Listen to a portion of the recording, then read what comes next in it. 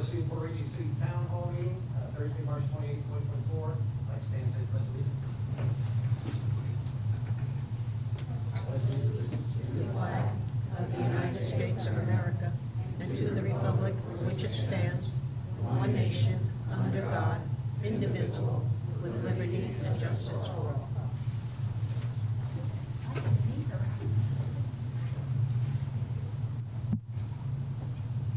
Madam Clerk, you take roll, please.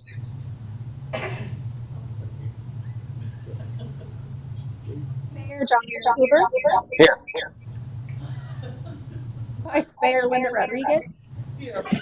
Councilman Tom Kinsella. Let the record show that Councilman Tom Kinsella is absent from tonight's meeting. Councilman David Mueller. I'm here. Councilwoman Cherokee Sampson. Here. City Manager Matthew Cobbler. Here. Thank you. And just to let you guys know, Tom is at family some issues, so he couldn't come tonight. So, but we'll make sure he's taking care of his family. Let's keep him in our prayers.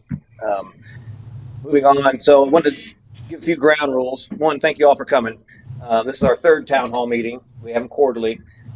This meeting is basically an open agenda, so we can talk about anything you all want to discuss. And it's open forum so that you guys can talk, we can answer back, just to facilitate open communication. So feel free to bring up any topic you like. It's like it's your meeting. Be kind and respectful to everyone, even the council members up here, as well as people.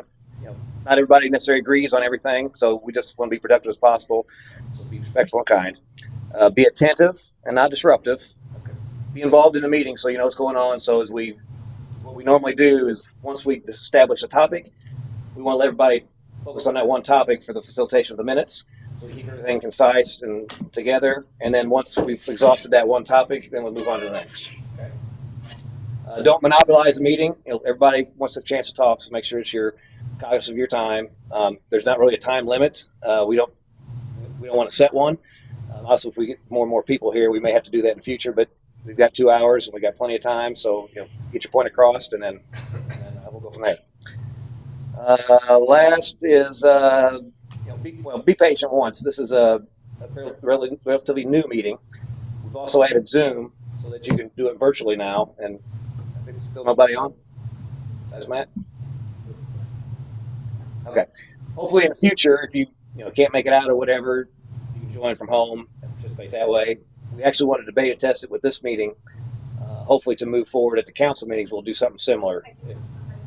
Okay, we got it. Welcome to the Zoom. So hopefully in the future, that'll be a tool that allow you guys to join from home and participate as well. Have fun and be productive. We all have one thing in common, that's to make the city the best it can be. So we all have that goal. Let's have fun and be productive. And finally, after a topic is brought up, again, like I said, we're going to stay on that topic until it's finished. And then I'll basically close that topic out. We'll move on to the next one. Okay? Without further ado, I'll open it up. I do have one signed up. Betty Lou Cummins, welcome. Come on to the podium. And when you come to the podium, make sure you state your name and address for the record. Okay. Good evening, and thank you for hearing me again. My name is Betty Lou Cummins, and I live at 8607 Old Post Road, Port Richey. I'm nearing 11 years in my home there. I can't believe it. Once again, I come before you to ask that the city provide a speed mitigation tool for me and all of my neighbors who suffer from the uncontrolled speeding that exists now on Old Post Road. Other communities provide such relief. Visiting the Gulf Harbors community in Newport Richey, I noticed that permanent speed monitoring lights exist there to remind everybody of the speed limit and what speed they are going. I understand that there are also patrolling unmarked cars which help control speeding in that neighborhood. In visiting the south side of our city, on a near Limestone Drive, and I'm not sure I know the exact street name, but I've encountered speed bumps there. I believe there's actually less traffic there than there is now on Old Post Road. And Old Post Road is a straightaway, unlike the south side over there. There have been in the past temporary measures put into place, a portable speed monitoring device. This device does help when it is in place and operating. However, I've not seen this for several months, and the speeding continues. I worry for the many walkers, bikers, strollers, and so on that use my street for recreation. I worry that if measures are not taken, we will be dealing with a tragedy. Far too often, these individuals are hardly even noticed by the vehicles going by. Other traffic is often also not noticed. I amuse myself sometimes when I'm coming home or when I'm leaving. I make sure I go the exact speed limit. I have cars right on my bumper, very frustrated, anxious for me to turn so they can hit the gas pedal again. I've had friends tell me that they were nearly hit after visiting me in my home and they were backing out of my driveway. In the past, it's been stated that sometimes our perceptions of the speeding occurring does not match reality. As Cicero said, I'm an English teacher, you have to forgive me. Love it. Cicero said that perception is reality. We perceive reality only through the senses we have, seeing, hearing, and so on. I see the cars speeding by. I hear the engines roaring. This is reality. Please fix this situation, either with speed bumps or permanent speed monitoring. Thank you. Thanks, Bailey. Can you go back to teaching? Because that was really wonderful. That was wonderful. I'm passionate. Betty Lou. Betty Lou, can I ask a quick question? Certainly. Are you on Old Post from Bay up to Coons in that area? I'm from Old Post to the state park, or from Bay to the state park. Coons, okay. So that's the strip we're talking about. Okay, gotcha. Coming out of Villa Bay, headed south down to Bay and out. And in reverse going to that area. Right. We do have a speed monitoring device. Yeah, we'd actually brought it up before about that thing should be out there deployed every day. And I don't know, Matt, do you know any comment on that? Have they been keeping that active? Or? I remember I mentioned that I saw it parked out here and wasn't deployed. Are we deploying it? I don't have anything on that. All right. Well, we will next time. So obviously just to reiterate, if we could make sure that's active all the time in an area, there's no reason for that to be down Ever. unless it's being serviced or whatever. Right. I will also mention that I like the more permanent ones. I didn't realize they had those in Gulf Harbors now. I've seen those around, hadn't been out there since they put those in, but those I think I'd actually checked into those last year. They run, it's the solar ones, they run about $4,000 a piece. It would be my suggestion that we look into those and maybe get that before council, see if that's something we consider. Because one, it's a visual, it reminds people what the speed is. I know when I'm driving and I see those, maybe I don't realize I'm going a little faster than I should be, and that brings attention to it, and I can slow down. If we put those in areas like Old Post Road, Washington, Limestone, some of the main thoroughfares, relatively low cost, we could, hopefully that would take care of the problem. I think when we move that temporary one around, the behavior is better. I think you can attest to that, right? At the time. Yeah. So if we keep those there, they can have they got them where they flash of like they're taking a picture and little red and blue lights that go off once you go over it. I mean, I think there's some things we can do from that aspect of it that hopefully would change that behavior. So it'd be my suggestion. I know in the past, if we could look into maybe that. I know there was a brochure I gave to the chief with a company. Well, that's it. So, At $4,000, I mean, he can do that on his own. right. Right. Don't forget, you need one each direction, so you need two. Yeah, I think some of them actually do have both. Okay, directions, good. Yeah, because you would need Are them both coming and going if you did something like that. So I know that last year, I saw this recently in Suncoast News that last year in February, I believe, the city of Port Richey was awarded $160,000 as part of the Florida to make and implement traffic safety plans. Do you all know anything about what was done with that funding? I ask hard I was questions. attempting to do that work before the meeting today. I don't know if you were on council at that point, because I think it was February that we brought the bid rejection because there was a problem with the way it was bid out. So we're in the process of redoing that RFQ now, which is what I was working on before I came to this meeting. So we should be So, getting so it was in process, but yeah, and it's actually it's not even. it's a $200,000 project. It's 160 in grant and 40 local match. Okay. And what would that do? Creates a comprehensive safety action plan for the city related to the streets. It deals with mobility, micromobility, pedestrian safety, traffic safety, and the whole city. Yeah. So it sounds like some of these things would be funded out of that. Well, I don't know necessarily if it'll be, the actual end products would be funded out of that, but what you'd come up with is potential solutions to those issues. This is what you can do, and this is, if you are going to do that, this is the place to put that.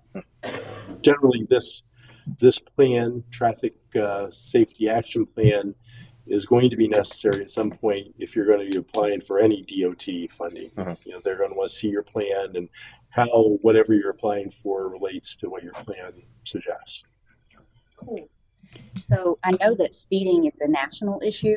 I mean, I'm very big about statistics, and 43,000 people lost their lives last year. So I think, it's a really big issue all around the country, and even in small little towns just like ours. Even on my street on Leo Kidd Avenue, we have some of the racer boys, is what my daughter likes to call them, speeding as well. So that definitely is something that we should look into. Thank you. Appreciate it. Yep. Anybody else comment on speeding? Do you have anybody online comment on speeding? Okay, with that, so I don't have any more sign-ups, so we're going to be show of hands. Anybody else like to bring a topic up to talk about? Don't be shy. It'll be a very short meeting otherwise. We don't eat much on Thursday. Anybody online have anything? No. Well, now y'all came out for a reason. Oh, here, all right, here we go. All right. There we go. Okay. Welcome.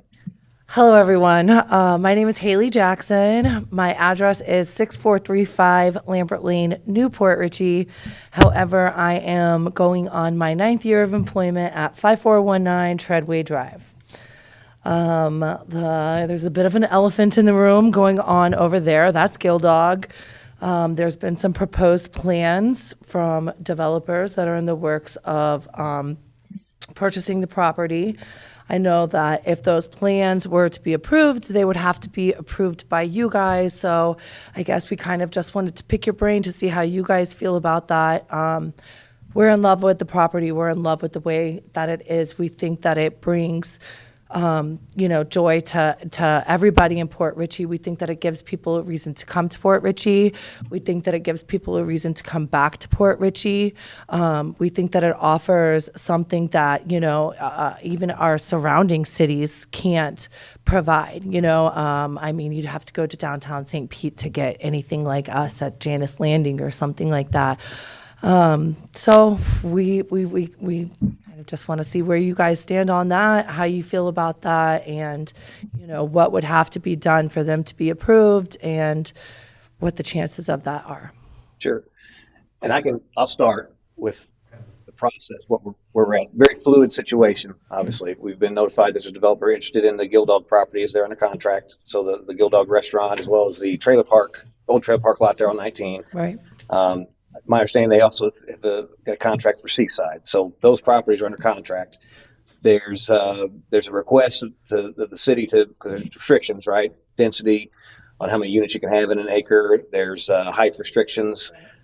So they're looking to develop those properties, and actually, I think they're even negotiating for the casino properties as well. So pretty much the whole waterfront is somewhat for sale, outside of Catches and Hooters, Whiskey Joe's.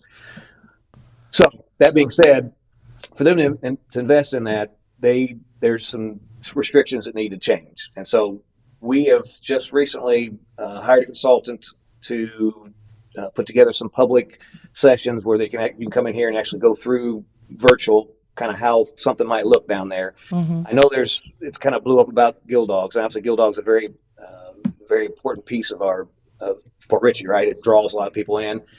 my understanding that the intent is that Gill Dogs would still remain there. Obviously, very fluid situation. We don't know what restaurants, what shops, what how that's going to look. It's much further down the line. But the intent would be, and if you think about it, if you were invested in that area, you wouldn't take something as a staple like that and just remove it. You would want to incorporate that in. So I would imagine they would have a Gill Dog Point 2, if you would imagine. Just, it wouldn't look like it is today. It would still be there.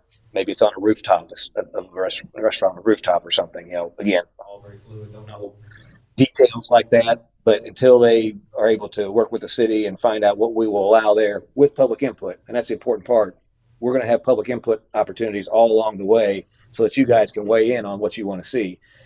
Obviously, like you're saying now, you guys would like to see Gill Dogs remain. I don't think that's much of a chance that's going to go away. So Have you guys been presented the plan? I know that they presented the plan to the condos around the corner from us. Have you guys seen that? And that's They what. invited us individually because with due to Florida Sunshine Law, we can't, speak on the outside of a public meeting. Right. They invited us and people, the council who chose to go went, and I did go as well.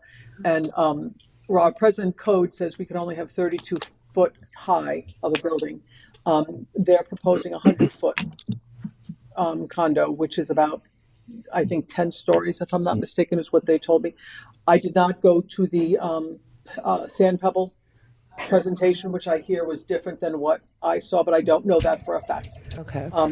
It is very fluid, as Mayor Hoover says. It's very fluid thing, and everybody's opinion is very, very important. Not only you don't live here, but you do work there, and many of your coworkers also probably are in the same boat. Right. But that's important because you do frequent there, not just, you know what I mean, like the public frequents there. So your input as a public is going to be completely very important to myself, and I'm sure the rest of the council as well, as to what goes there and how we change the code, because nothing can go there right now without a change in our present code. Which would be voted on by you guys, right? Yes, it would be voted on by us, but there's a comprehensive land plan that has to be done. There's a lot of cogs in the wheel that have to be gone through, not only by the developer, but by us as well. So it's very important. So definitely do not continue watching our websites for other meetings, bring other people that think the same as you and that don't think the same, because it's very important that we get both sides of the coin here so we can make an educated decision. Yeah. Nobody wants to make, I don't want to make a decision just on emotion. I want to make an educated decision as to what everybody wants. It's not my opinion. I'm up here because people voted for me, and therefore I want to express their opinion. Do the people right? Yes. Okay, good. So what I want to add, obviously, a development coming in and revitalizing that waterfront would be life breathing for the city, in my opinion. Okay, there's a couple reasons why. One, we have somewhat limited access as just a member of the public down there. We can go to Nick's Park, right? But if we're going to see the waterfront, we either got to eat at Hooters, eat at Seaside, eat at Catches. The only public place we really have is Nick's Park right there, which is a boat ramp, and so there's not a lot of even real ability to do that. And again, very fluid, but some of the stuff that they're talking about, if they're able to develop up, that frees up footprint on the ground, and you can actually start to provide more public access around the water, where you have a river walk like they have down in Tampa. Now, you have higher buildings, per se, but you would have more access around the area as well. It's not, they don't want to just develop the area into a bunch of residential units. That wouldn't do much for us. Yeah, I heard they want ice cream shop. Right. The concept that they have presented to me, and obviously probably various members of council and Sand Pebble, whatnot, they want to draw people to the area. They want to have enough public venues down there for people to go enjoy the waterfront, as well as shops, restaurants, as well as draw you there. They're going to give you the ability to live there as well, right? And so, and parking along those, there's a lot of things that go along with that. But if they're able to develop that, and I always like to think of, I don't want to turn this into a John's Pass or a Clearwater Beach. It'll never be that, right? I like to think in terms of Dunedin, something, quaint, but has some neat stuff to do. And if you look at our neighbor, New Port Richey, what they've done with their downtown, you're going to kind of see the same type of thing on our waterfront. We don't have a downtown, obviously it'd be different, but you connect New Port Richey with their vibrant downtown, we build that waterfront up and have a really neat destination for people to go. We connect the two via water taxis like they have in Tampa. You can get on water taxi and go up the river. Same thing here. Go between New Port Richey and Port Richey. You got a possible trolley that can go down Grand, connect that all along there. We can really make this area a nice area that has a lot of stuff to do, but yet it still maintains its hometown feel. And so the good thing about this developer is they're not coming in from California and just going to flip and make some money.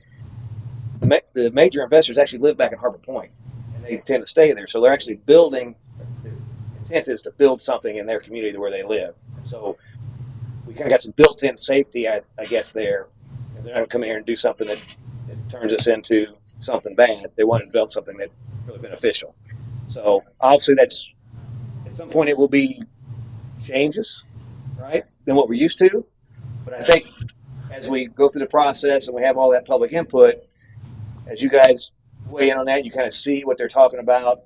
I think at the end of the day, collaboratively, we could come together with a decision that makes sense for them to invest, but keeps it kind of how we want and actually gives us more than we have now, would be the goal.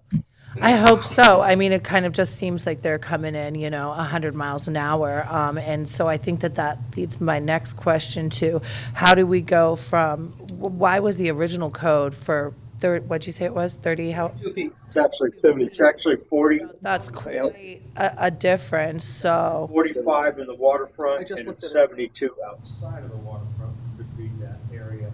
No, 72. I just looked at it a week and a half ago. The WOD Go ahead, district Ms. is- Cherokee, you're the WOD is expert. Go ahead, look it up. That was on the document we looked at today. In this meeting, it said 45. Let me just There's, confirm. so. are Anyway, you so that's referring under, to the that's under prohibited- construction as well. Sounds like it. That's for the underlying, so the C3 district. So any of the uses in the C3 district that aren't spelled out in the WOD, the maximum height for those would be 45, 40 or 45, yeah, whatever that is. 45, and then beyond that, it's 72. But all those that are allowed in the WOD. WOD is the Those are waterfront 72. district, okay. Okay, I used So to right see now that in the on waterfront those district, you can things build a that they 72 were foot. talking All right, so right now in the waterfront overlay district, you can build a 72 foot. They're asking for 100 foot, 110 foot, so quite a bit more. But and that's what we would be reviewing, right? And keep in mind, as the reason they ask for that is at the end of the day, they're investing millions of dollars. Okay, if you're going to invest millions of dollars, you've got to have a return on that. You're not going to spend $10 million only to get 8. This makes sense. Nobody would do that, right? So it's a math problem at the end of the day. And so as they work with the public and the council, they're going to come up and there'll be some adjustments. Maybe they can do it in 90 feet, a certain density. It's all a very large, long, arduous process to get to that point. So nothing's going to happen tomorrow. Right. Obviously, it's under contract. That happens all the time. Real estate deals get put on the plate, right? Will it happen? It depends. There's no guarantee it will. If in their process, if they find out that they can't make it work, then the project dies. Right. So, but if I'm they sure can, there's probably state regulations that are gonna have to be met, Sure. being hurricane and Yeah. wetlands and so on and so forth. I'm sure that if they haven't already addressed Parking's that. going to be a big issue too. I'm sorry? Parking's going to also be Right. a concern. And the financial aspect Yeah. as Marquise? parking. Oh, parking, for sure. If there's 450 units on that property, you got to think that's probably 900 cars. Like, I understand that they're going to build some type of garage, but where's that going to go? What's that going to do for that traffic issue that she has, that's going on? All our concerns. Like, so, and then I can't help but wonder if that's 72 foot, where did that number come from and why? And then why now all of a sudden are we just going to approve to change that number? So I guess I just ask that you guys, really consider this. we have the same questions. Yep. Right. They're very good questions. Okay, One of the things that they did mention is that Keep coming to meetings. I will. they are going to have some public interaction and presentation. Mhm. I haven't seen them yet. I've No. been asking about it. I don't know where that stands. I can't wait to see it. So might be a full room at that point. Yeah. Do you Well, have any we'll try and issues bring some on friends whether next time. Planning on present. I think Matt, Presenting. Well, I wanted No, I'm still waiting for that Okay. schedule. I just wanted to clarify. So, what Councilwoman Rodriguez is talking about is within 100 feet of the right of way, the maximum is 45 feet. So, outside of it, it then falls back to the underlying district, which is C1, C2, which their maximum rights are 72. And the other piece, there's a lot of different layers on this. The other piece is that there's certain uses that are allowed in the underlying district that are allowed in the overlay district. Those can't be above the 45 foot. So then, since that property would potentially be less than 100 feet from a right-of-way, that would be where it would be No, US 19 right. US 19 right-of-way. Okay, heard that. So that would be 72 feet. So how many stories is that? 7? So Yeah, roughly. 72. I mean, yeah, it depends upon the. minus one for probably parking because you couldn't build on that first level. So 6. So a minimum of a 7-story building, up to 10. Okay. That's how it is today. Right, right. You know, another thing I like to tell people when they express concerns, and all valid concerns, obviously. Mhm. You take that empty lot right there off 19. Mm-hmm. I could literally buy that, and I could make that a storage unit, Mm-hmm. big, large storage area. Now that very, very easy to make those numbers work for an investor, right? Doesn't really add much value to the city. Right, not at all. So you got to be careful. That's why we want to entertain stuff like this, right? We want the right thing to come here that can really add value. But in reality, if we push off all these potential things that could be really nice for the city, we could end up with some real garbage. Right. It may look nice, but at the end of the day, it's a storage facility. And I'll use the example of the Kaiser University that was going to go there. We lost that. Mm-hmm. I'm glad we did because that didn't really add a whole lot of value. Yeah, the transaction would have been nice. It would add some ad valorem to the city. But at the end of the day, it's a college. It's not really public use other than if you go to school there. So what we have coming in now is actually much more valuable that we need to look at. And so I think it's beneficial for us to really entertain that, even from a public standpoint. I mean, it sounds, oh no, we're going to lose all this stuff. But if you really engage in the process, we can all collaboratively make something really nice. And these guys they're wanting to do that. They want to work with us, which is unique because, like I said, they live in the area. So they're building their hometown. And then another thing I want to bring up that I like to share with people, obviously we're a very small city, 2.7 square miles. We have a limited tax base. So anytime we need to do things, and as you know, we've got infrastructure that's failing. We need new water pipes, new sewer pipes. We need road work done. Very expensive things to do. Upkeep waterways, clean the water up, dredging, you name it. We're never short of things to do here in the city.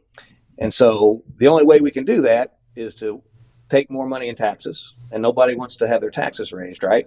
Or we can borrow money, but again, the residents pay that back. So if we are able to expand what we have in the city, and let's just use this multifamily development on that property, whatever, say the 450 units, I think that's one of their asks is 45 units per acre. So let's take 1 acre, there's 10 acres down there, they get 450. Well, when you develop all that waterfront into something like that, you're talking about millions and millions of dollars of property value, right? That the city gets right now 6.53 mils on.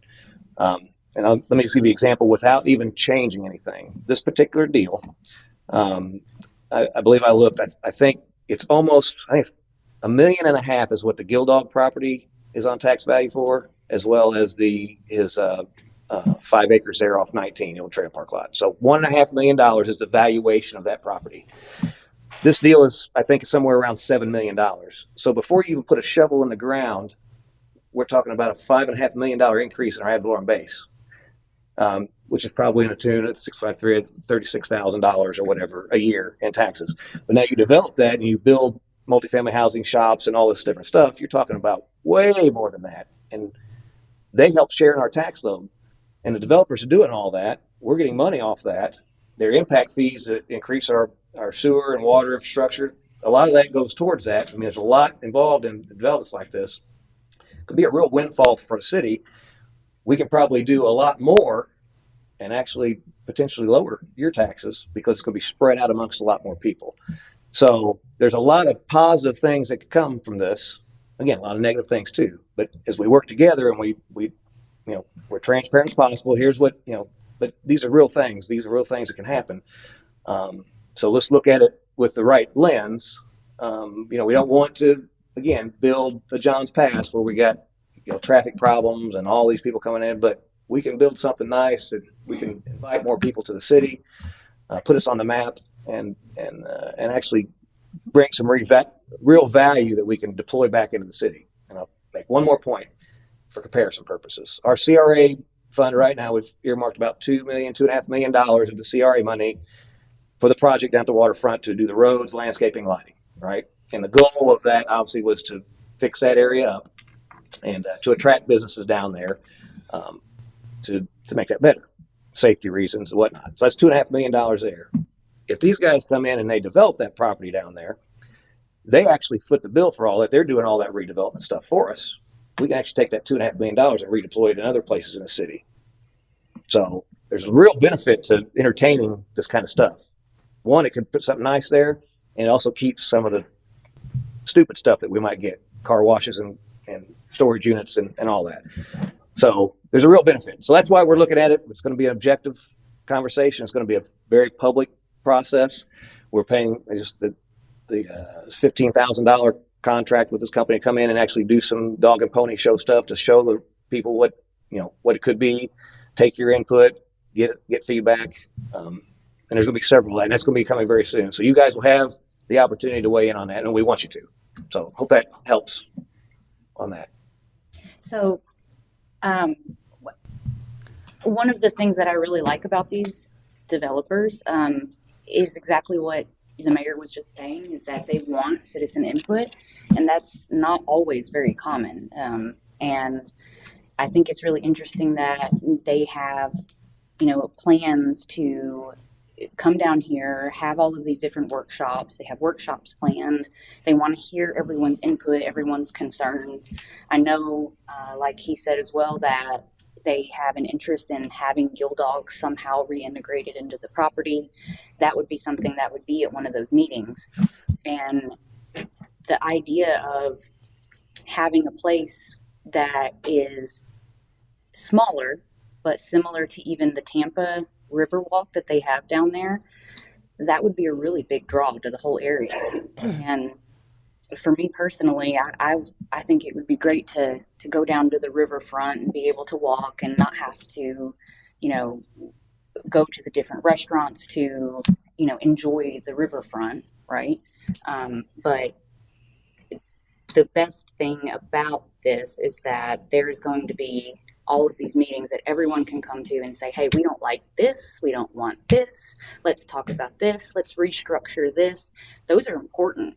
And I'm really excited about that, because the concerns that you brought today are exactly what needs to be said at those meetings.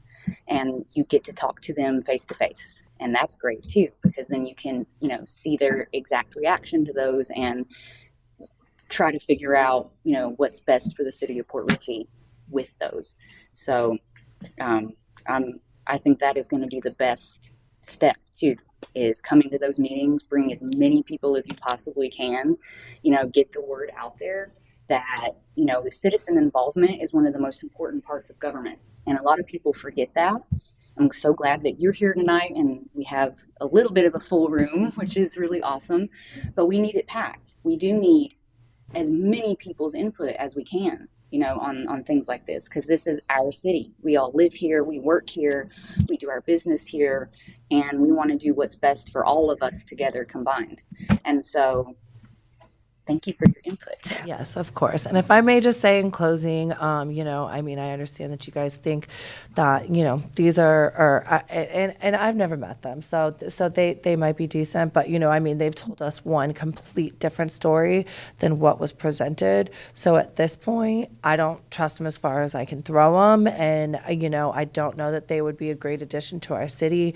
It kind of just seems like, they're all about the business and not for the people, and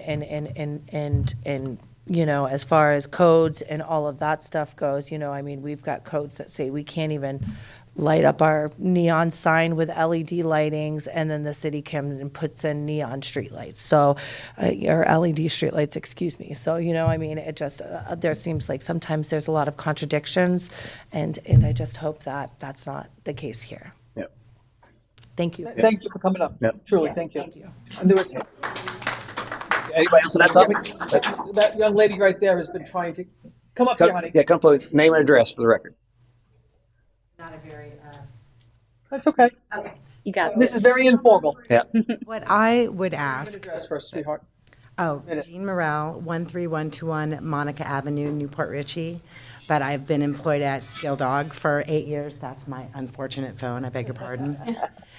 And would you say that the city of Port Richey is dedicated to preserving public access? Absolutely.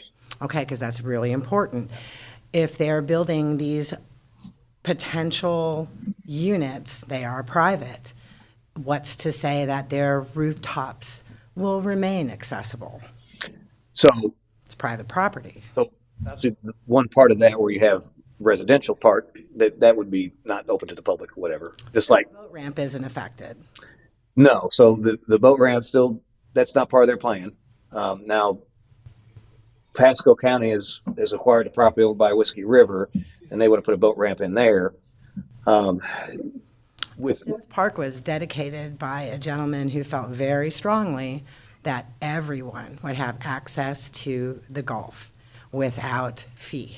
right, So anyway, just concerned, I'd like to think that Port Richey is dedicated to preserving public access for the public that likes it, enjoys it to this day. And Eric turned down the storage unit because he didn't feel it was beneficial. right. Yeah. And I think that's me, and thank you very much for entertaining our thoughts on the Sure. matter, and Yeah. let's all do our best to do our best here. Absolutely. And Thank you. on one of your on the comment about the public access, like I said, it would be more public access, Good. not less. It's very important down there because that's going to be Key. closed off and private. And that would Whatever they may propose in the moment for public access, that doesn't mean that that's how it will work out within the deal. On the retail, And we're aware of that. potential rooftop retail. Yeah, I mean, that's It's a happened. great idea, but will it actually come to fruition, or will we just end up with more private waterfront that's inaccessible? So When we, excuse me, when we did Washington Street, when we approved those, now apartments, those were originally approved as single-family homes. So I understand what you're saying, that was approved and that it changed. Things change. So we understand that premise, and so we understand that. So thank you, though, for bringing that to our attention. Let's all have faith and do the right thing. what I really liked about the presentation that I was given is that, so a lot of people know that I lived in Europe for many years, and something that they do over there is that they have their storefronts in the bottom that are completely open to the public and sort of like a complete no cars go there, things like that. And then they have people living up above those to kind of consolidate space. It offers affordable housing, things like that. So that Private. The rooftop idea eliminates a lot of privacy for potential residents. But this plan, for instance, the entire bottom part would be completely open to the public. And they have intentions, I believe, of doing something with the rooftops as well for public access. It's a wonderful spot. Yeah. Yeah, the concept that they've talked about at varying degrees, right, is shops on the bottom level, right? So if there's a flood, you don't lose restaurant equipment, like you guys are familiar with at Gildogs, right? The eaters would be on a second level, and then multifamily would be above that. So, Because I didn't see that when I went. yeah, they have wasn't the plan that I saw. They have varying degrees of it. It's probably different flavors. It's very, very evolutionary in nature, but that's kind of the concept they were talking about. Parking would be, I don't know if they have a separate structure. They don't really go into a whole lot of detail because it's all, Fluid, conceptual, right? So, conceptual, speculative. right, but the goal is from a broad sense. They want to attract people to the area, give them something to do. You can't attract people to the area if you don't have any public access, right? If you just got a bunch of townhomes, apartments, or whatever. That doesn't attract people to the area. So they want to bring people to the area, like Newport Richey downtown. If you think of Newport Richey downtown, around the back end of that lake where they built those multifamily houses things. I mean, so you integrate a little different scenario, but similar in nature. You have stuff you can do. Or 6-story, 4, I think that's 6, I think that's 3 or 4. He's looking at it. Is this looking to be a 10-story occupation or building? 100 feet was tossed for 100, 110 foot, somewhere around there. And again, they're open. It's again numbers game, right? So It's negotiable. sure, absolutely, everything's negotiable. So, we good? Okay, thank you. Anybody else? Welcome, Cindy. Same topic, right? Is this? Same topic. Cynthia Malin, 5446 Blue Point Drive, Port Richey. One of the things, I'm going to keep my opinions about this open because I'm going to wait until we see the presentations actually. But here's the thing I would like to make sure that you guys have when they do have the presentations. I would like to know what the cost actually will be for the city. We have a fire truck that does not have a ladder. How are you going to have fire safety for up to 10 stories? Second, water. Will our water supply support this? I don't want to have the city buying water and raise my water bill. So, those are some of the things that we need to know what the real costs are to the city when they give these presentations, because if we have to change our fire truck, that's $1.5 million at least. We have to build a new fire station because our current fire station will not house that. We need to understand our water situation and our sewer. Do we need to upgrade our sewer facilities to handle this much more? We need to know the actual cost to the city that's going to be going on. And there is definitely, like I said, impact fees. I think fire impact fees involve some of the development stuff that could be substantial, which obviously if that comes in, that's for that type of thing, building facilities, adding vehicles. So all that out in the open. And there's facilities in process to help pay for that infrastructure change, so it doesn't fall on us as residents to do that. The developer, it's part of the development process, is they got to put some extra costs to help build that infrastructure out. We need to know that when you give the presentations for all of this. You don't. That level of detail comes later down the line when they're actually, more When things are already ballpark it, I imagine. we would like to know before we get into that situation it's set. Yeah. That's all we need to know. As much advanced information as we were able to find, but honestly, until you put pen and paper to something and actually are doing it, Right. you don't really know what necessarily those hard costs are. You can ballpark it, estimate, and they should be able to give that, I would imagine. The water is a real thing that I've been concerned about. Water's a real big. Will our wells be able to Handle it. Yeah. handle it? As far as, I'll be perfectly honest, that's a no-go if it doesn't, in my opinion. Only because we have water, we supply a lot of people outside of Port Richey as well, and we need to make sure. So, is that going to be? Is that part of the plan that's being done right now, Matt? This is just strictly. No, not regarding this, but about the water quality. That's separate. Well, thing. it's a separate. So on that separate, yes, not regarding this, but regarding what we talked about Tuesday night, is our wells condition and what our capabilities are. Will that be included in that plan? Yeah. Okay. And will the sewer and everything, the water treatment plants, will that handle all this? Or does that need to be upgraded? I know we talked about that the last city meeting, so. The upgraded period. Right. But the So, thing is, do you have to get the A model or do you have to get the M, upgrade? Well, There's a lot of steps. there's two different pieces to this. It's what you need to do to keep your system healthy which is, you know, things that we haven't been doing for a long time. Now that we're going to have to start spending money to do those things.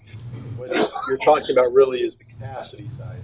Does the system as constructed allow for the amount of water and the conduction of wastewater out of it? Because we don't treat the wastewater that goes someplace else. You know, again, it's all going to depend upon when they get into the development side and they actually start submitting their applications.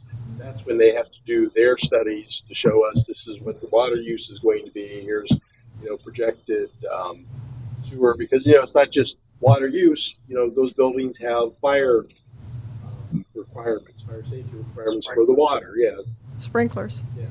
And so that's completely separate from the potable water side of it, although it's tied to the potable water side. So different pipes and all that. So there's a lot that would have to be taken into consideration. Yeah. I just want to make sure that we're, Speculate here, yeah. you know, what that number's going to be. Well, and I'm not asking you to give me numbers tonight. I'm just saying, when we're starting to look at this and to keeping it in mind, we need to know what the actual cost is to the city versus what the benefits are. I think we need to know that our wells can tolerate this. Yes, that's a very important factor. When we find that out, yes, good, then we can work on the rest of that piece. Okay. You know, we already know we need a new utility, you know, water treatment plant and stuff like that. Whether we do this development or not, that needs to be addressed. So those are all things that will come after that. One of my major concerns is, I agree with you, our water supply is the major thing. And as long as we have an independent plan that says, yes, absolutely, your wells will tolerate this, no problem, no question asked, good. Then let's move to step B and move on from there. Okay. If we don't have a supply, then there's no reason to go any further, in my opinion. We don't have any water. We can't give them water. They got to drink water. You know what I mean? Yeah. Like, they gotta wash clothes. There's not any reason to feel like something would happen if we couldn't support it from our infrastructure section. I mean, we're not just going to build something and say, oh, whoops, we ain't got enough wells to send water to these places. You can't do that. It's just you're not allowed to do it. Right. You can't issue building permits. Right. So you don't have the capability. Right. There are so many places in the U.S. that are running out of water, and it's really a hot issue right now. And so I've seen it a lot. And so to stress our water supply would be foolish. I think the best thing, what you just said, is actually very poignant, because you just said there are places in the U.S. that are running out of water, and we can learn from them. Right. And we can make sure that we don't have that situation. So I think it's important for us to make sure that we update our systems, because a lot of this, you all know, some of the pipings that we have and systems that we have are from the 60s, 70s, 80s, you know? So that exactly what you just said.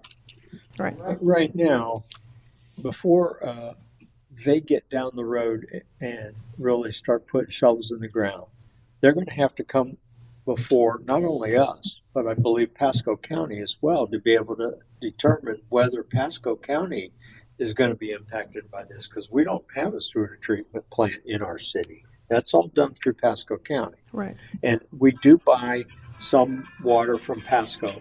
So ultimately, we're going to have to determine if the 450 units are the number, then I'm sure somebody can take that pen to paper and determine that we have 450 more residents. What does a typical resident run? And see if we're going to have the gallons to address that. Right. And if not, then we would have to acquire water, just like from Newport Richey or Pasco County, to be able to address that capacity.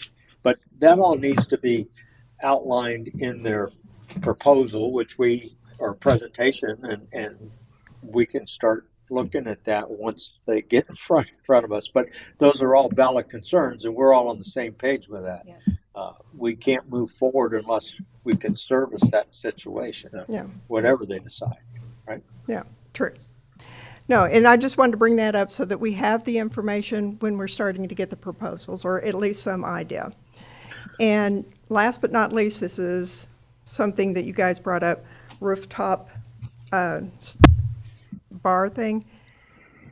We do have a noise ordinance here, and Gildogs breaks it every once in a while.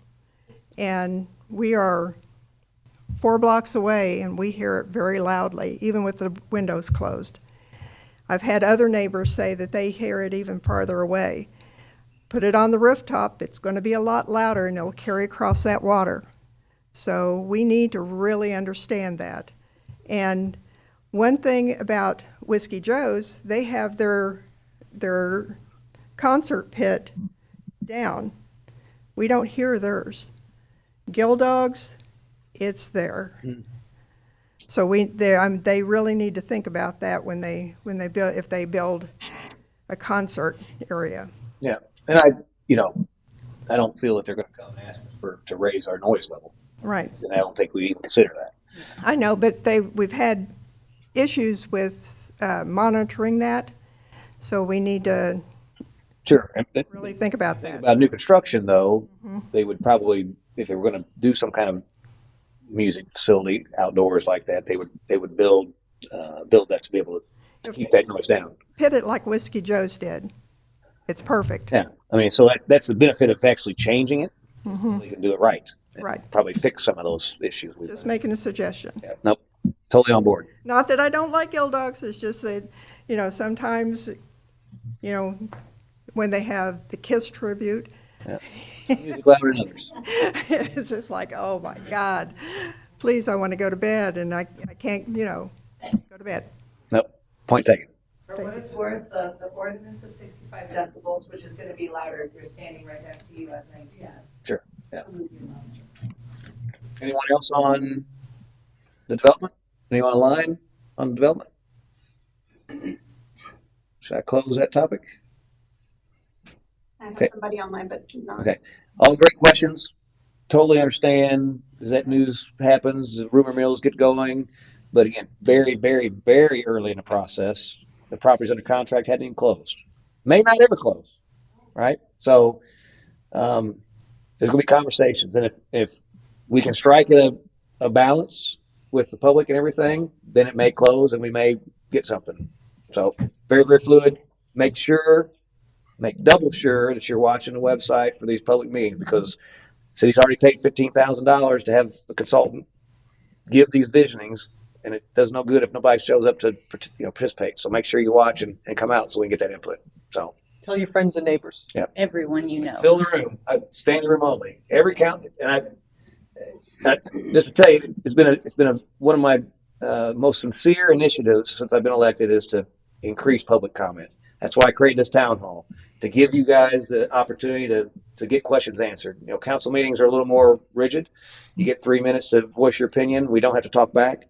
So I really wanted a regular scheduled meeting where we could have these discussions with you all, so that you guys can get that as well. I'd like to fill the room. I'd like the Zoom thing. I want to expand. I want to get as much. I want to say you're not feeling good or whatever. Or I can't get out. Well, now you can possibly join Zoom. So I'm trying my best to increase the amount of public participation possible. But at the end of the day, we can put all these avenues together. If nobody participates, it's for naught, right? So definitely participate. We want that.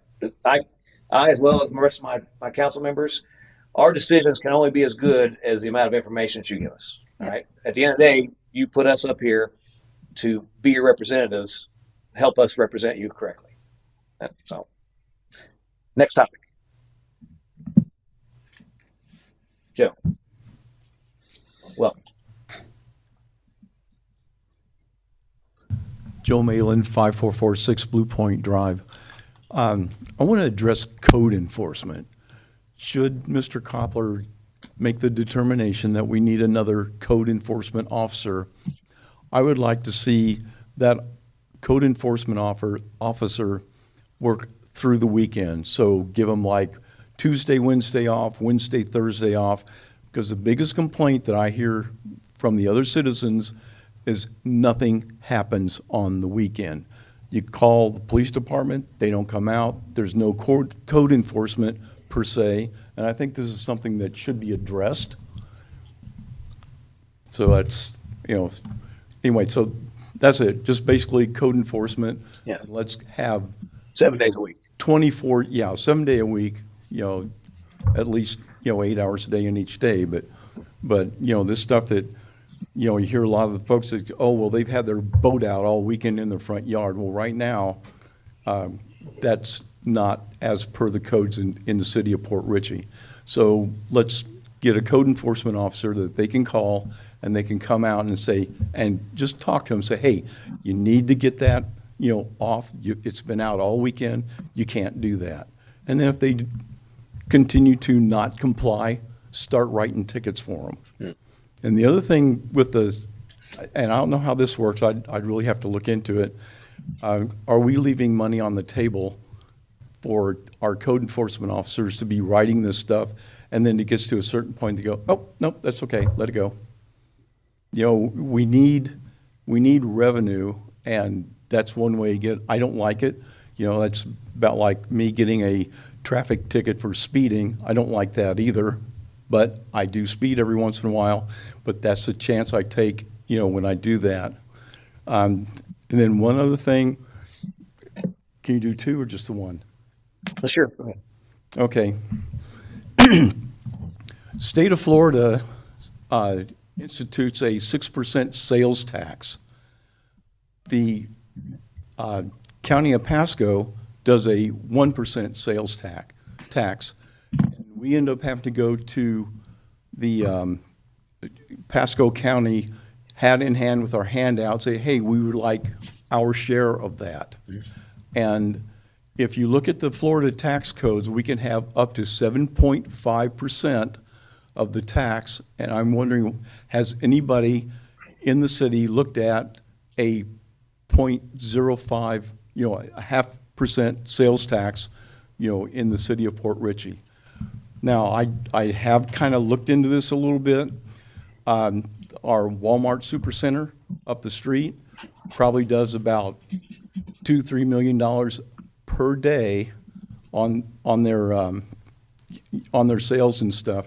So if you look at that and add up all the Walmart Supercenters, and I think they did 369 billion with a B, and we divided that by I think it's 34 260 whatever stores in it, we would come out with a really nice $50,000 per year every year if we just instituted a 0.5% sales tax within the city.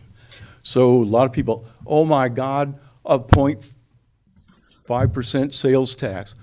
Well, on a $100 purchase, that's about 50 cents or less. $200 purchase, I think it came out to like $10. It's not that big a deal. And then you have to look at the other part of it. If the city does a sales tax, everybody pays. There's no special interest that gets out of it or anything, and it's a more fair way to help us out on getting revenue for the city. So I really think that that's something that the city of Port Richey needs to look into, is go to the state of Florida and or Pasco County and say, hey, we would like to put in a 0.5% sales tax, within the city. Oh, and the other thing for the folks that I know they're probably rolling their eyes at me right now, this is going to be something that, like Walmart's, they're going to pass along to the consumer anyway. So it's no skin off their nose, that they have to raise everything by 0.5%, because they're going to pass it on to all of us. They do this all over the country. Everyone pays, something out of it, and it's not a big deal. And if they want to go to Hudson or someplace else, that's fine. But that Supercenter off of Highway 19 has been there for years, and I really seriously doubt there's too many people are going to say, can't do that 0.5% sales tax. We need to shop somewhere else. They're not going to do it. Yeah.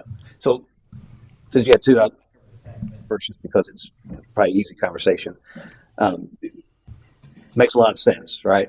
Unfortunately, by state statute, the city is not allowed to levy that tax. Only the county can levy that. And you're right, it goes up to 7.5, so they can do an extra 1.5% on top of the 6, right? And with the penny for Pasco is the percent. Now that penny for Pasco percent is apportioned by size, so we get apportionment of it. it's I don't know if it's negotiable as It is. time goes on. It is negotiable. We haven't pushed it, but we probably should. Yeah, so that if there's room for negotiation there, of course it could go down too, depending on right. So maybe might be better not to ask because it could actually be less. But it's set already. It's worth a discussion. Yeah. So and it's based on population, and again, definitely if we grow, which we have, I think we went from 3,200 to 3,500, so it might make a difference. But Newport Richie's grown as well. So if you look at it across the county wide, maybe we end up with less, maybe we get a little bit more, probably about the same. But it's set. I guess is my point. We don't have the ability to tack on another 0.5%. The county can do that. Now, we could probably get with the county, and I don't know if they even have the ability to do a localized 0.5%. They levy it, and then they feed it back to us. I think there might be some possibilities there, but from our city perspective, we don't have the ability to do that.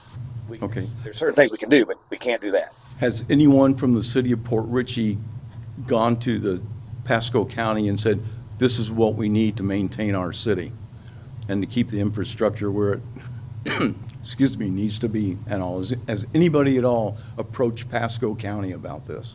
I don't know. We surely ask what the options are. Like I said, the city itself can't levy a 0.5%. Yeah, I understand, where you're coming from on that, but, and then about the negotiate a larger share, because I'm sure that with some of the big box stores that we have here, with the Home Depot up the street, the car dealerships, Walmarts, that I seriously doubt we're getting our fair share of that. It's strictly population based. So, for instance, again, maybe a flawed system. There's a lot of numbers involved in that equation, right? But let's say that we had all the businesses in Port Richey that were actually producing that sales tax and nobody else had. If it's strictly population, we'd be getting not a fair share, right? Because all the money is being brought in Port Richey because we have all the businesses. Obviously, that's not the case. What do we have a larger share than some of the other ones? Without looking at that countywide, I couldn't say. It's probably pretty close to what it probably should be. I mean, obviously we can ask questions to bring it up, but it could turn out bad for us too. So keep that in mind. We get 0.67% of the sales tax of the percent of the sales tax in Pasco. We don't get a percent. Our sales tax revenue is not what is sold in Port Richey. Right. We get 0.67% of what is sold in Pasco. So you open a store in Port Richey down by Kill Dogs, we get 0.67%. You open that same store in Wesley Chapel, we still get 0.67%. No, I understand how it works, but And it would have to go to referendum because Penny for Pasco had to go to referendum. The voters county had would to have vote to on that. do They just can't raise a tax. But It has that's to go only to the that citizens. 1%, that additional penny for Pasco. That had to go to referendum, had to be voted on. Right, but it passed. Yeah, I understand. But any future would probably have to go to vote as well. Exactly. So I spoke with the finance director about this when I had my meetings with the different department heads. And she confirmed that it was 0.67%. They actually just did the decisions on those numbers. What is interesting though is that part of what they do is part of the money is also specifically for fire and police and things like that, right? And so what's interesting is that Dates City, let me just look, Dates no longer has, the fire goes to Pasco, am I correct? Pasco County. Zephyr Hills, I think. Zephyr Hills, and I believe she said Dates City. So I did call and I asked about that, and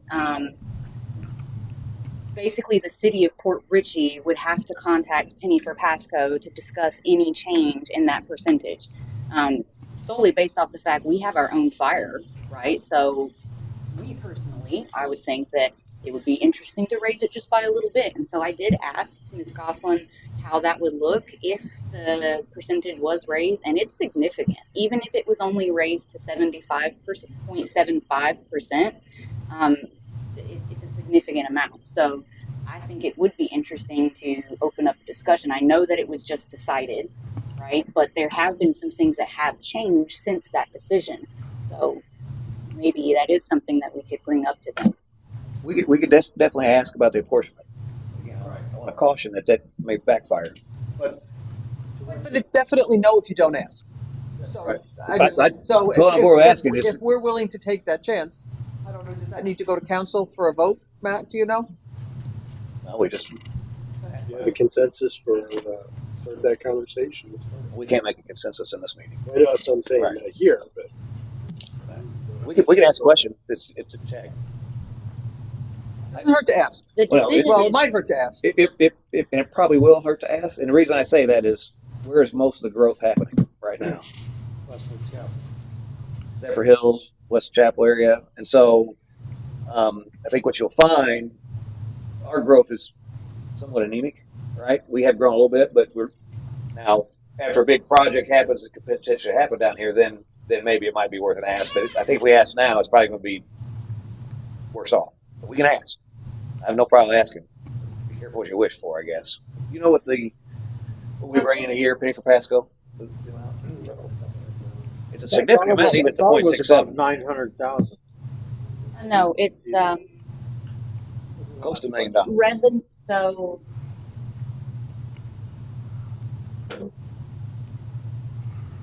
Rachel's down on Zoom, is she? yeah, between January 2015 and December 2024, proceeds for Penny of Pasco are estimated to have been greater than $700 million. That's for all of That's Pasco. the total count. Yeah. They will- I wish we had $700 million that time frame. Yeah. It's that They don't have infrastructure. it on their Like that. website Tomorrow. specifically Yes, for I'll Port get a shovel. Ritchie or anything like that. I haven't found that yet. We'd have to ask Ms. We'll Dawson. look into it. Okay. Any comments about the code enforcement? It's going to go back code for us. So, Yes, thank could you comment on? I know some people have been caught doing some stuff on the weekend. So I don't know. To be honest with you, I've been, I walk the dogs like all hours of the day and night. Because, why not? And Thanksgiving night, as well as I remember this night specifically. Mr. Alexander he goes around with the police at night. So he does go around weekends and night times because for some reason they have a radar on my dog and they know when I'm out. So I usually run into them, but he does, not all the time, of course, but he does do his best, I think, for my opinion, to say stop and harass me. Okay. And obviously, if there's another, he's one resource right now, Yes. right? So obviously, if it makes decision to hire, Well, that's why I said if. Got Patrick. well, Mike and Patrick, right? But one code enforcement officer, but Mike does do some code enforcement. Yes. But But here's the other thing. I noticed that when we did the Chasko Boat Parade, I noticed that one of the police officers put a code, whatever it is, put an item in the portal indicating that the docks behind Seaside were dilapidated and need to be dealt with.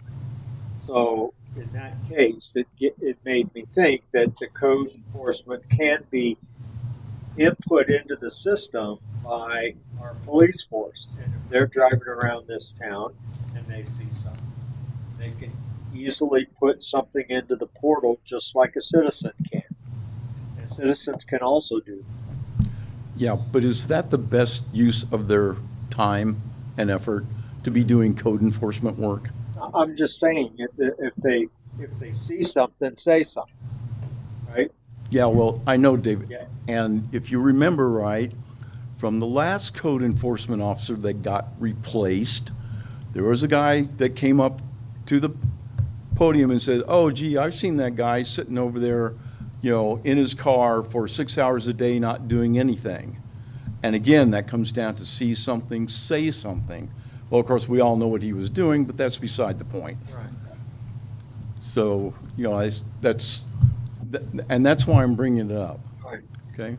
there was one thing you talked about on the weekend in the boats. So I've got a little different feeling on that. Obviously, the people are going to use their boats on the weekends more so than probably not, right? I know. So if we want to put somebody out to catch a boat, because technically you can have it there for 24 hours anyway. A weekend is 2 days, Saturday, Sunday. So, I don't, from my perspective and my perspective as a boater, I don't want somebody breathing down my neck because I got my boat in my yard over the weekend. But now if it's there Monday, Tuesday, Wednesday, that's a whole other story, I right? don't either, but a lot of these folks start on Friday. Right. And then they go through the weekend, Saturday, Sunday. Right. If The thing that we don't enforce, and I've brought this up before also, is that you see them working on their boats in their driveway, and from what I understand, that's not per code.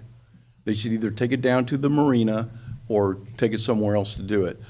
And this is what I said, this is why, there's a lot of folks in the city of Port Richey, especially down by the waterfront, that makes it look like a trash area, because as soon as those engine covers come off, and they stay off for, 3 or 4 weeks at a time, and their excuse is, oh, well, I can't get parts, and my labor didn't show up today and stuff.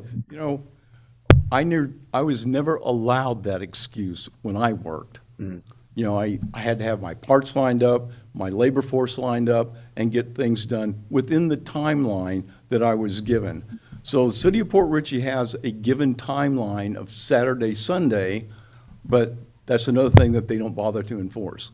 Yeah. When they said, oh, well, Enforce it, Joey. For some reason, things are falling through the cracks. But he's writing citations all the time. I did a search one time, 30% of our code enforcement violations were boat related in driveway. So it's a significant part of that. And in my opinion, and I'd hope we discuss, I know we're going to be looking at codes, several codes, that would be one of them, right? yes. I think there's probably room for some loosening of that for sure. I'd like to see that because, I'm a property owner. I have a boat. I may want to pull my boat in my driveway and work on it over the weekend, put new electronics in it or whatever. I shouldn't have to pull it in and out there 24 hours. I mean, now when you talk about somebody that's got it out there with the engine off and it's dilapidated and they're working on it for a month, that's a whole, we don't want that, but we don't want to be so restrictive that you pull your boat in your driveway, you got to leave your car running because it can't be there more than an hour. And I understand that also, but they kind of give leeway to the better looking boats. Because the one I'm referring to, it looked like it's probably only 1 or 2 years old, but they've got the engine covers off. Right. And like I said, it comes down the same. Now, if I had a junk piece of boat and, I had the engine covers off and waiting on parts and waiting for the labor force to show up, I don't think that I'd get the same consideration as someone who has a better looking boat. That shouldn't matter what. Well, yeah, actually it does matter. From a non-boater who does not live on the water, every person who's got their boat in the front yard, there are 3 people that have to look at that, or 4 people that have to look at that. So it's not allowed in code. There's a reason HOAs that have beautiful properties don't allow that in their front yards. So whether they're on the water or not. Gulf Harbors doesn't allow that, boats in their front yard either. So there's a reason for that. So that will be addressed and we'll look at that. But you have to remember, one man's trash is another man's treasure. So Right. Well, and as you've said, and the consensus of everyone up here, that's only one person right now. But even I have noticed too that a lot of those things are like the citations that are being written, they are in regards to the waterfront area and boating and etc., which is great. But I do disagree. I think it's great that police officers are doing if I see something, say something. I think a lot of people who work for our city have so many hats.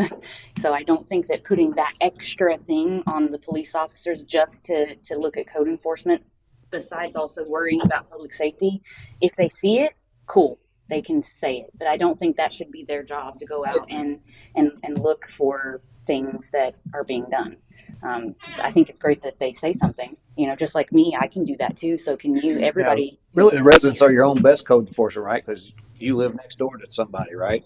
Yeah. If you want to wait on code enforcement to drive around and see it, they might not ever see it. Yeah. So, if the tool is out there, you can go online and report it. By all means, put that out there, and that will trigger a case for the code enforcement officer to go address.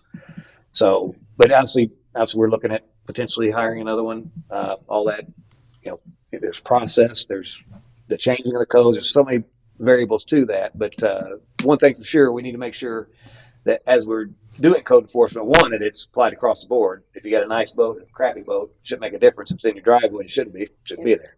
Doesn't matter if it's nice looking or not. It's, and we can't be selective in that. And sometimes that happens because short staffed, and you got to start somewhere. And I get all those variables, but it's definitely something that we can always improve upon. And I appreciate the feedback for sure. We'll definitely make sure that 7 days a week, especially for people working on their driveways or maybe putting up a shed or something.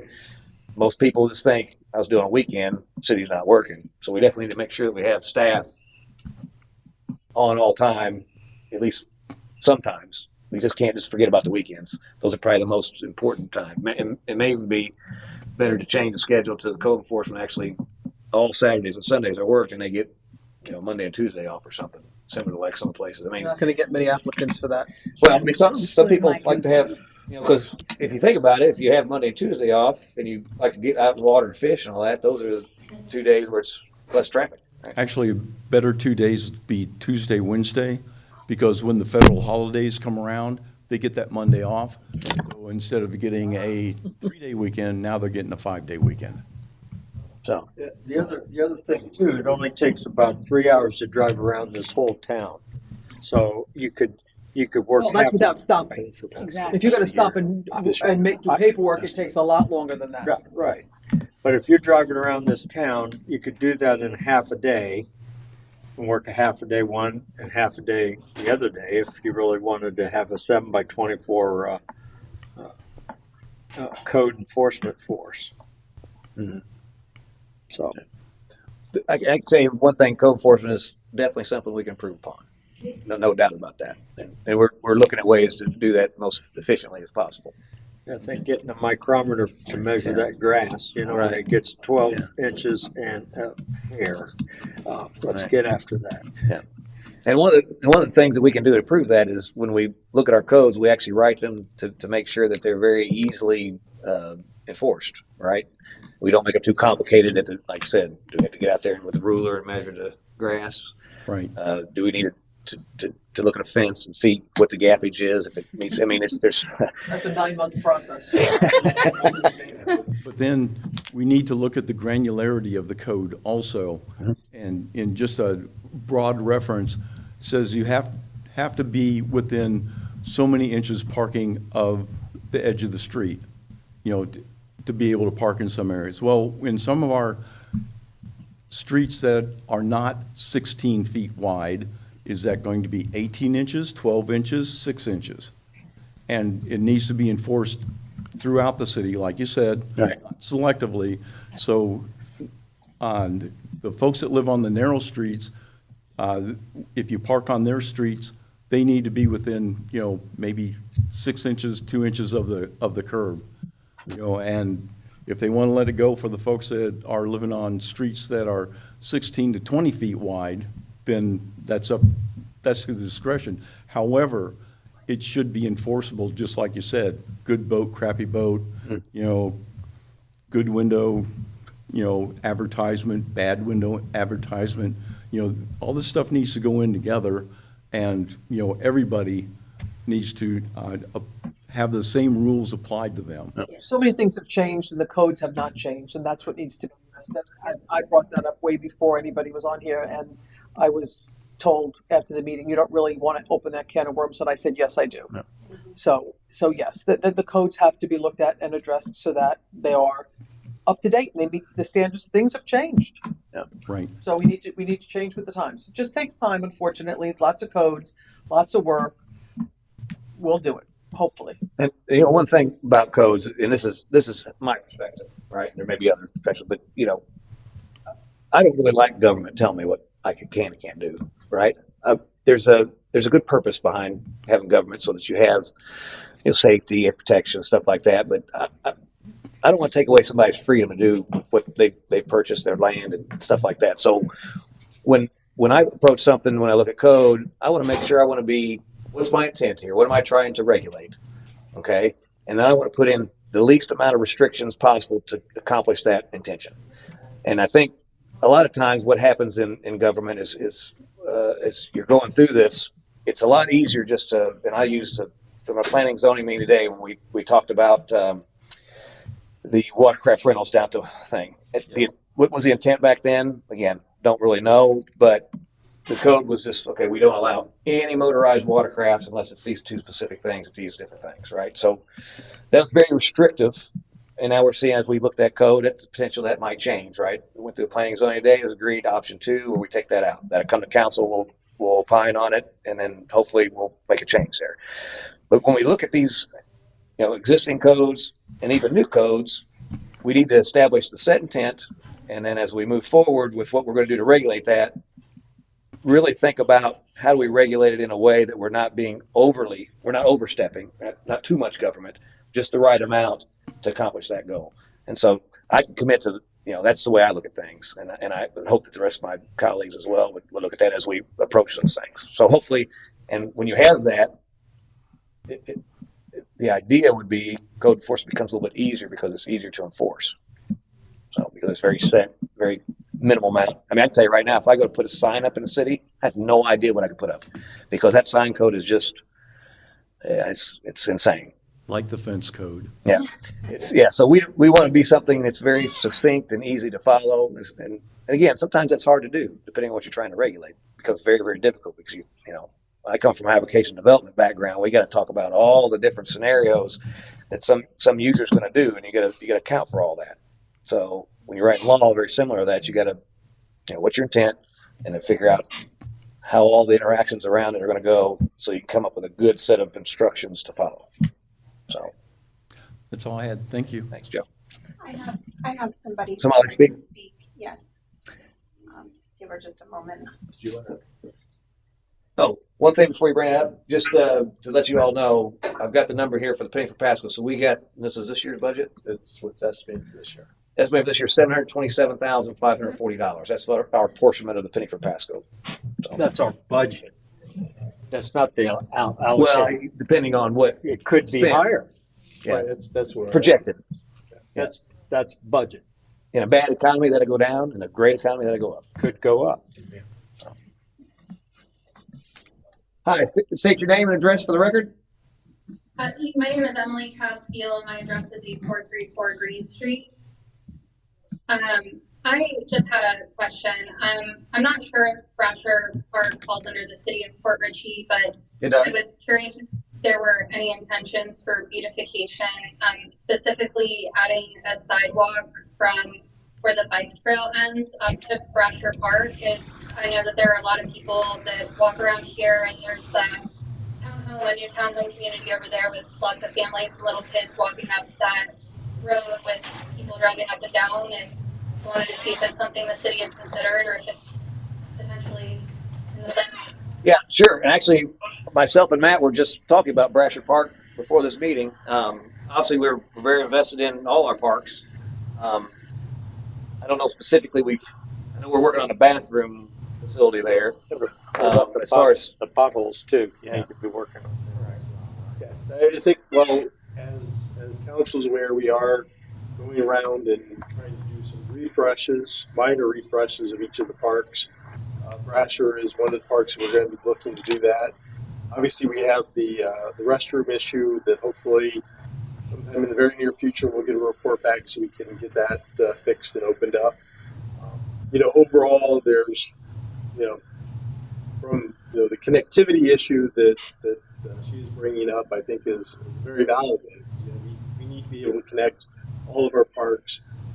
Coon Road going out there is not the greatest for splitting safety between motorized vehicles and pedestrians and bikes.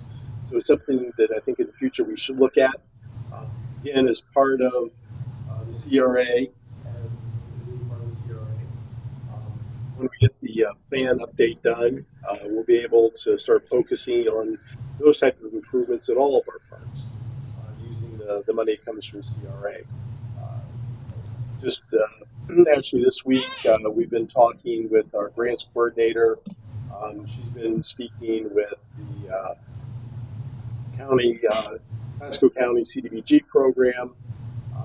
We are attempting to get money for Brasher Park's playground there.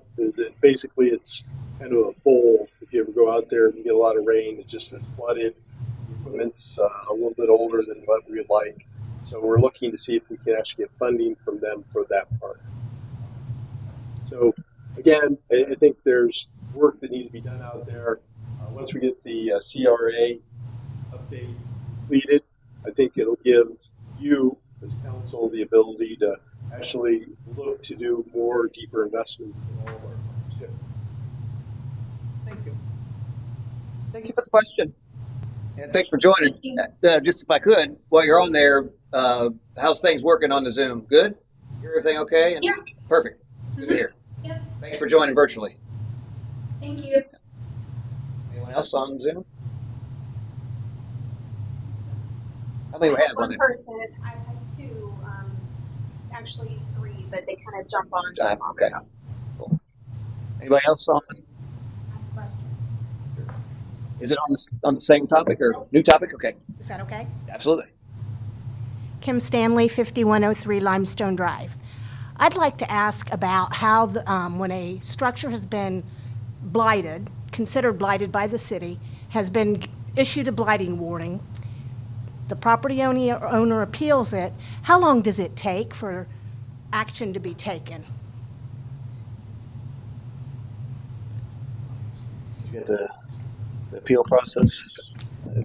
So the way that the code is written, once the property is actually posted, so the physical sign has gone in there, and before the physical sign goes in there, we have to notify the owners and any interested parties of that.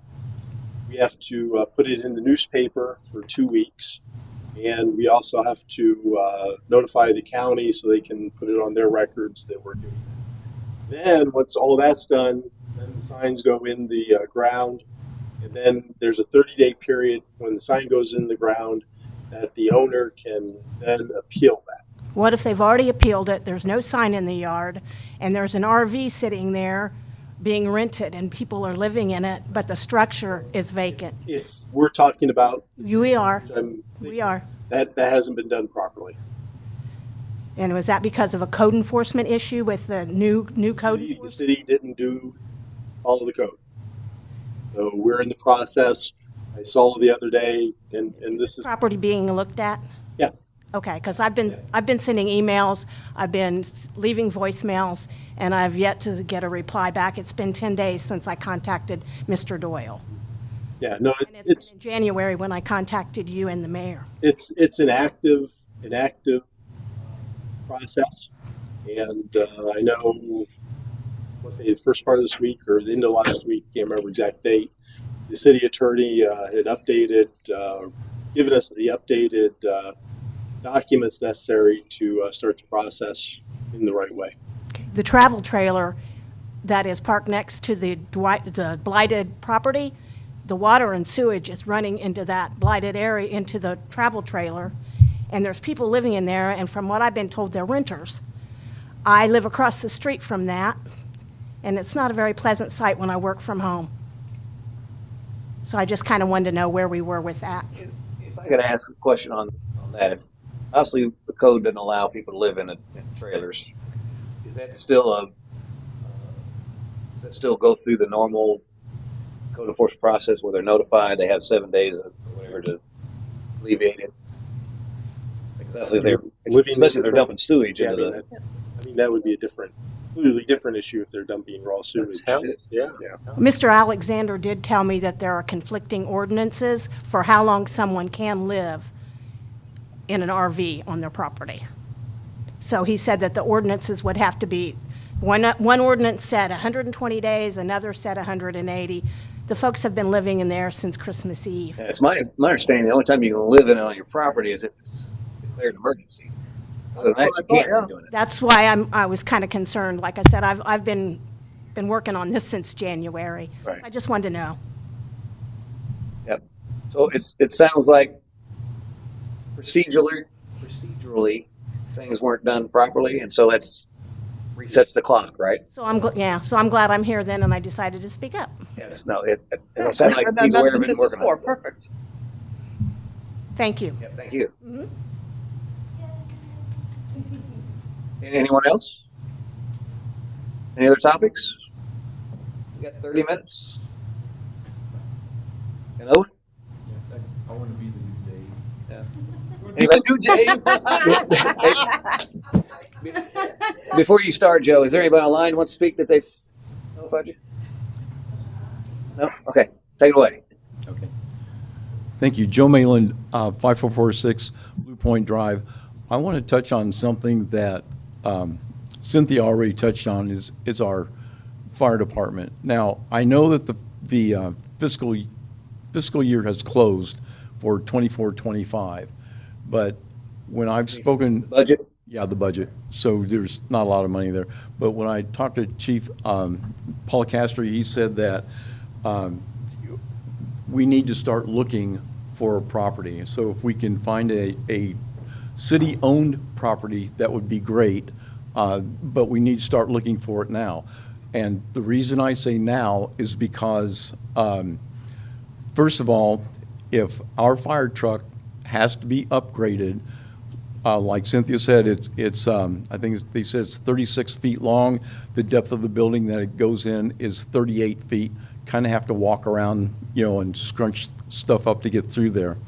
Secondly, that opening for the fire station is about right at 12 feet. Should we get a new fire truck, or if we get that one refurbished, if the frame will take it, the new standard is 13.6. It will not fit within that fire station. So fire station, with the new fiscal budget may take up to, year or two to find, or to find the money to build that. But if we don't have the property to build it on, it's kind of a moot point. The other thing that we need to consider is that for the fire truck itself, no, we do not have a ladder truck. And if we end up doing a ladder truck, I think the council needs to be made aware of that if we go to 100 feet and they have to be able to use that to go up to 100 feet, should something happen, that the cutoff is about $1.5 million for something that goes up to about 40 feet. And you need to be aware that for every foot over that certain, and I'll find that for you, a certain length of it, it's $10,000 per foot. So I think I looked it up, and that's going to put our new fire truck or refurb fire truck somewhere in about the $2.5 million range.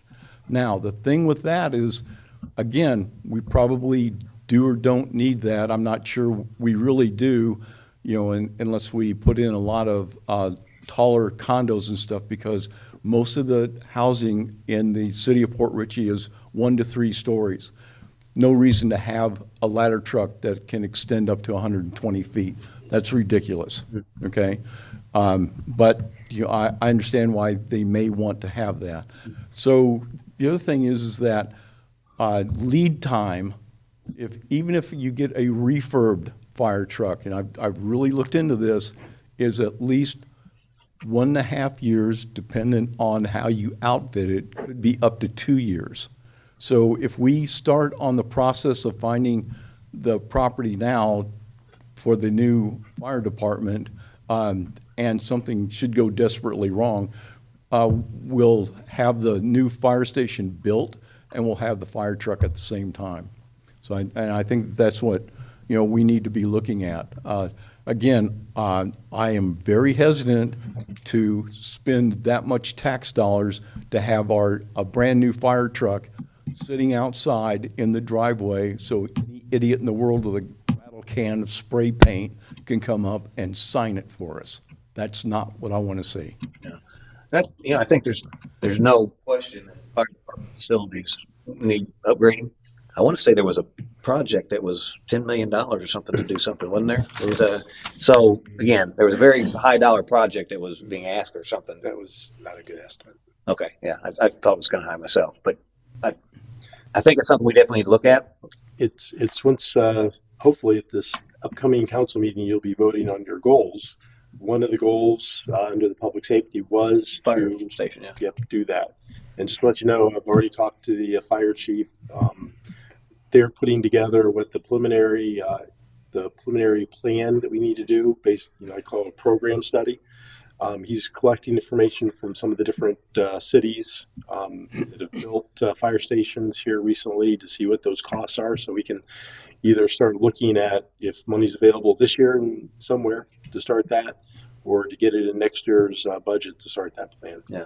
Another thing I mentioned too, Newport Richie, that was one of their appropriations that they participate in, and obviously pending governor's signature, but they've been approved for about $2 million to help on their fire department project.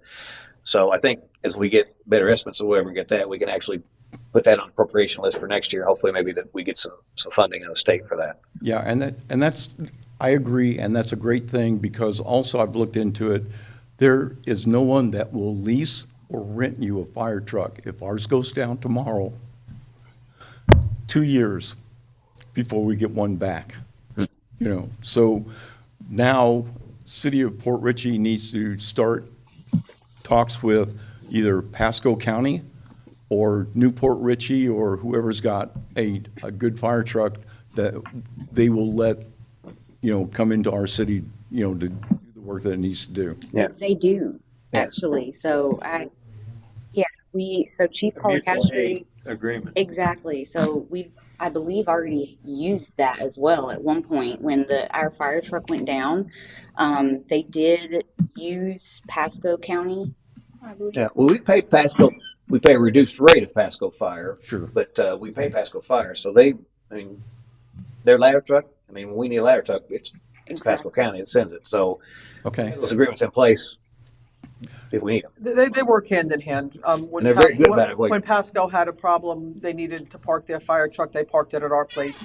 So they have a very good working relationship, the county and our fire department. Yep. They're very good working relationship. So is there any problem with putting some of these things that we've discussed here on our city portal?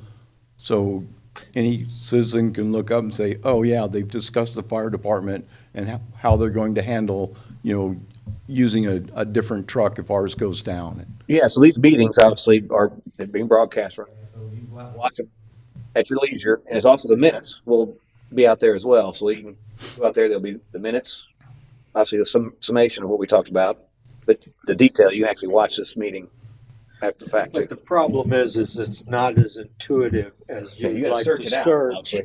You'd have to go to every single one and look at the agenda and then dial back in and then realize that agenda was spoke. The minutes will show up the following. It's a process. Yeah, right? and actually while we're talking about that, as far as the minutes, and I was going to ask you this anyway, actually, good time. So obviously the minutes happen sometimes the next meeting, but a couple meetings after that, and that's where you find them.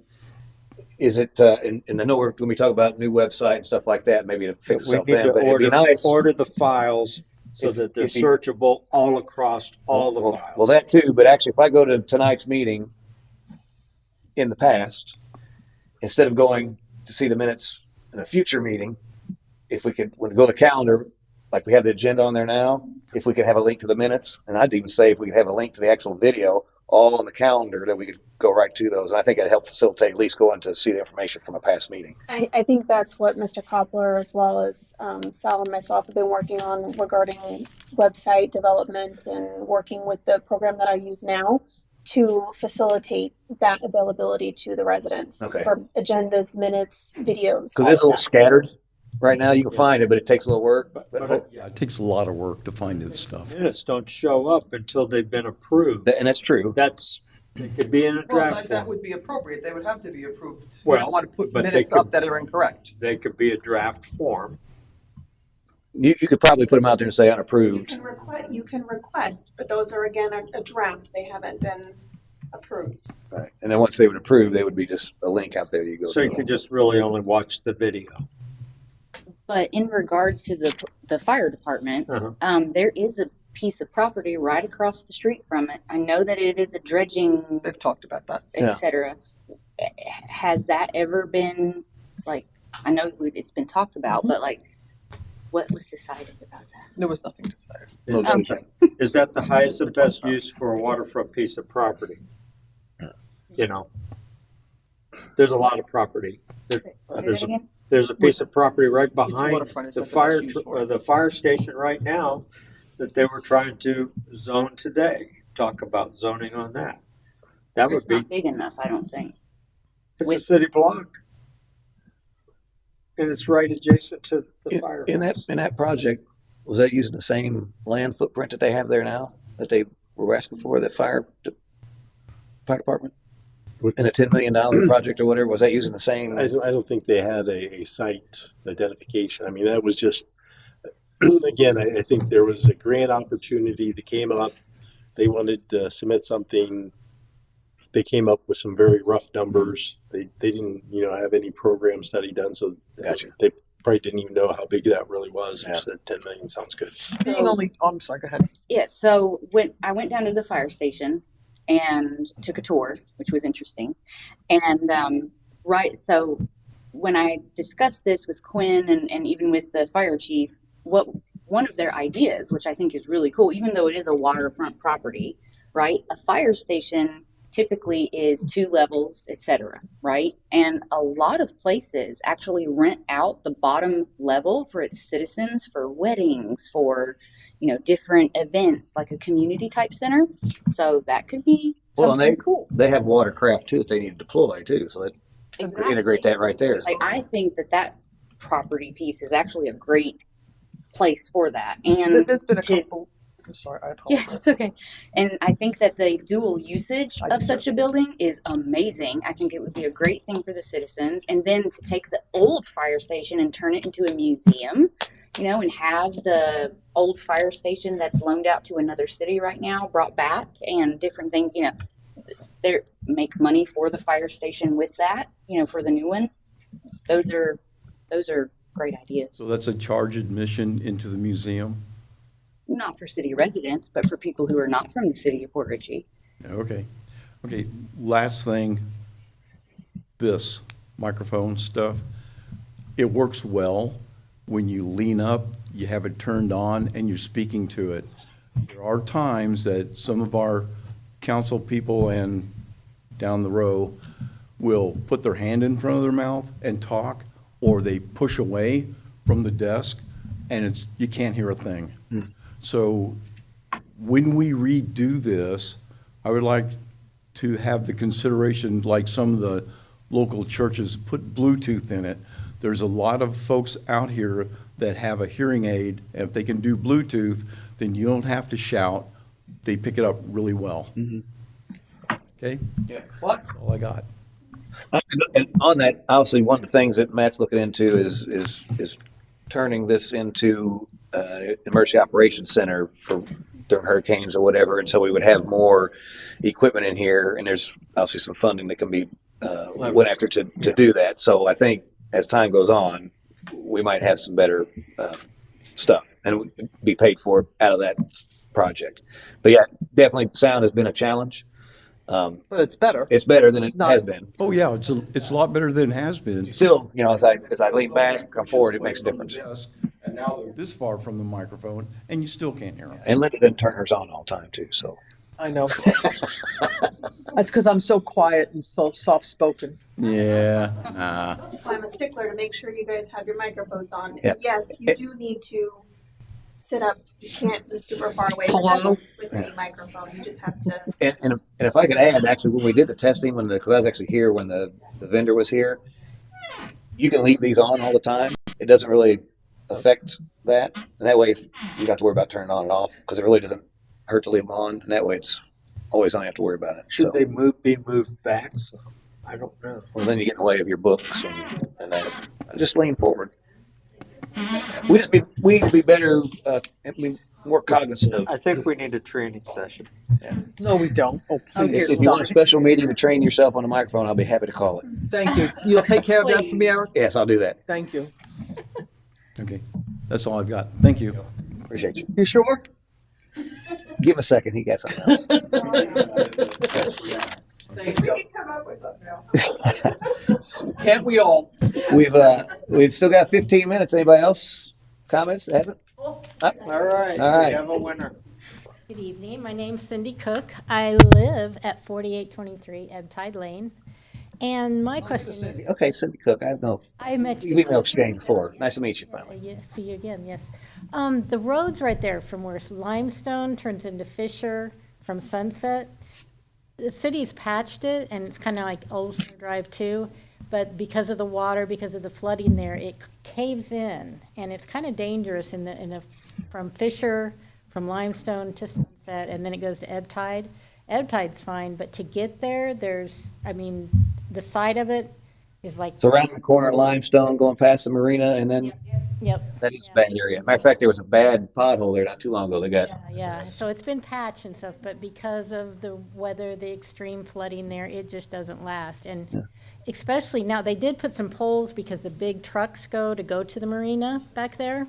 But it's just like, if you go over too far here, your car's gonna, there's a good little drop off there. So I was just wondering, how do we get that to be fixed better? Sal, do you happen to have the score of that road? Where Limestone breaks around the corner to the Ebb Tide.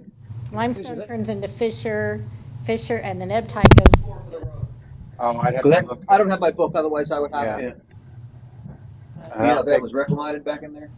That'll take me a few minutes to look into it. I don't know off the top of my I head. wondered how you address that as far as just on a more permanent. Very difficult, obviously, to address it because it's low. Yes. Right. So. And the salt water So erodes everything, as when we you go to know better than I. when we go to repave it, there might be an opportunity to raise it up some. Okay. But that's why I was going to see what number it was assigned, because we've got a $500,000 in paving projects that should be starting in May.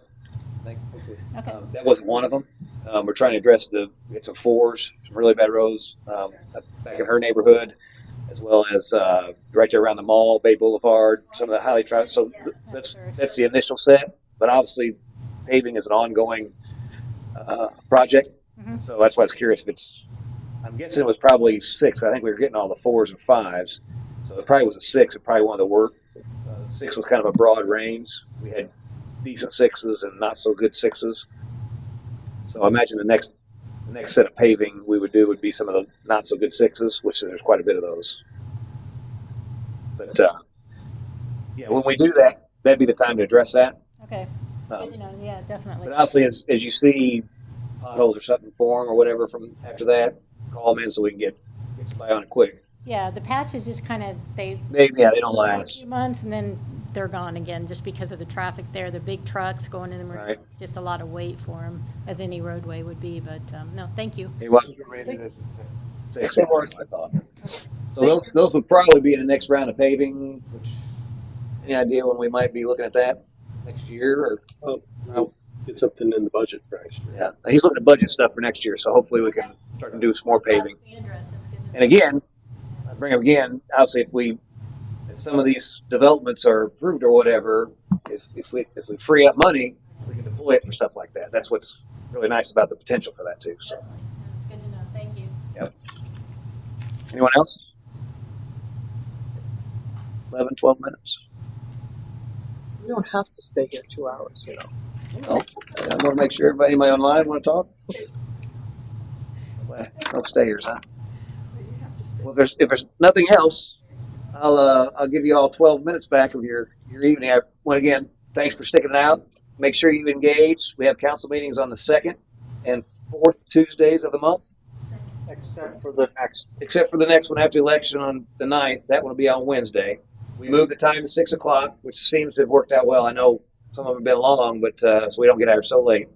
But definitely encourage y'all to come out to those. And of course, anybody watching or listening online, we want engagement. We need engagement. We can't govern effectively without it. So make sure you engage. And then, of course, as we talked about the development night, watch for the additional public meetings that will be around that and engage with that as well. Are the planning and zoning meetings open to the public? Yes. So question. On Tuesdays? The question is, planning and zoning meetings, are they are. There was one today. They're normally at 1 o'clock. They haven't got a set date, which we're working on. They're happening monthly. Going forward, we got a lot of stuff going on. I don't think we have the next one set, do we? All the city meetings are open to the public. They are. Yes. And we also have vacancies on the Citizens Advisory Committee, and we have vacancies on the Historic Committee. Yep.